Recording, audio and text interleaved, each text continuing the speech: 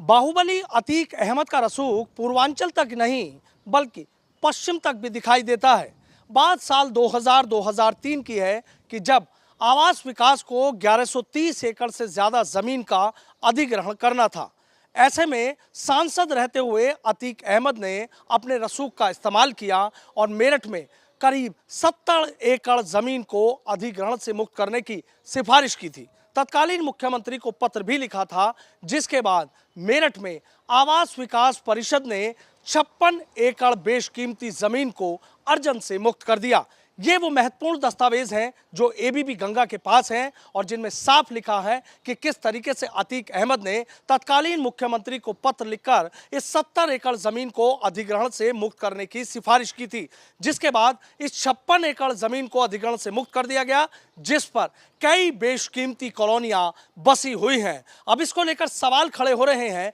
कि अतीक अहमद पूर्वांचल से ताल्लुक रखते हैं, लेकिन पश्चिम में आवास विकास जिस जमीन को अधिग्रहण करना चाहता था, आखिर उसमें से 56 एकड़ भूमि को अधिग्रहण से मुक्त कराने के पीछे की उनकी मंशा क्या थी? इसको लेकर तमाम सवाल खड़े हो रहे हैं और आवास विकास के अधिकारी रात दिन फाइलों को खंगाल रहे हैं, चूंकि लखनऊ से लगातार फोन पर फोन घनघना रहे हैं। आखिर अतीक अहमद का मेरठ से ऐसा क्या कनेक्शन था जो उन्होंने इस बेशकीमती जमीन को अर्जन से मुक्त कराने के लिए सिफारिश की थी? क्या कुछ बिल्डरों से उनकी सांठगांठ थी या कई ऐसे लोग थे कि जो अतीक का पैसा इस जमीन में लगाकर कुछ नया ही कारनामा करने की कोशिश में जुटे थे? बहरहाल सवाल बहुत हैं, लेकिन उनके जवाब जांच के बाद मिलेंगे। लेकिन इतना जरूर है कि मेरठ आवास विकास परिषद के अफसरों के माथे पर पसीना है, चूंकि पुराना रिकॉर्ड खंगालने में माथे पर बल पड़े हैं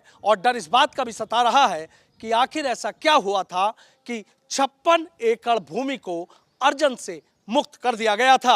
आवास विकास परिषद को अपनी योजनाओं के लिए सैकड़ों बीघा यानी सैकड़ों एकड़ जमीन की जरूरत थी और आवास विकास परिषद को जिस जमीन का अधिग्रहण करना था, उसी में से 56 एकड़ जमीन को अतीक अहमद के पत्र के बाद अधिग्रहण यानी अर्जन से मुक्त कर दिया गया। मैं दिखाना चाहूंगा कि ये देखिए, ये वो आवास विकास परिषद की तमाम योजनाएं हैं और किस तरीके से यहाँ पर गगनचुंबी जो इमारतें हैं वो यहाँ पर बनाई जा रही हैं। यानी इस बात का अतीक अहमद और उसके साथियों को पता था कि यहाँ पर जब ज़मीन का अधिग्रहण होगा तो ज़मीन का अधिग्रहण होने के बाद नई नई योजनाएं बनाई जाएंगी और उन नई योजनाओं के पास अगर बेशकीमती ज़मीन रह जाएगी तो कौड़ियों की जो ज़मीन है वो करोड़ों रुपए की हो जाएगी। पर्दे के पीछे बहुत कुछ चल रहा था जिसे शायद आवास विकास परिषद के अधिकारी जानकर भी अनजान बने रहे और इसी में से जो 56 एकड़ जमीन है, उस 56 एकड़ जमीन को अधिग्रहण से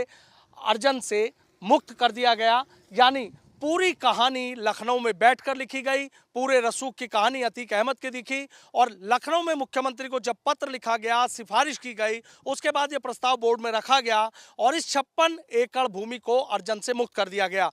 दावा यह किया गया कि इसमें कई जगह ऐसी हैं कि जिनके मेरठ विकास प्राधिकरण से नक्शे पास हैं, कई ज़मीनें ऐसी थी कि जिन पर नक्शे पास होने के लिए एप्लीकेशन दी गई थी, लेकिन बावजूद इसके कई ऐसी ज़मीन भी उसके सहारे अर्जन से मुक्त कर दी गई कि जो आज बेशकीमती ज़मीन है और जिसकी जो कीमत है वो करोड़ों और अरबों रुपए है। वीडियो जर्नलिस्ट सतेंद्र सिंह के साथ सनुज शर्मा, एबीपी गंगा, मेरठ।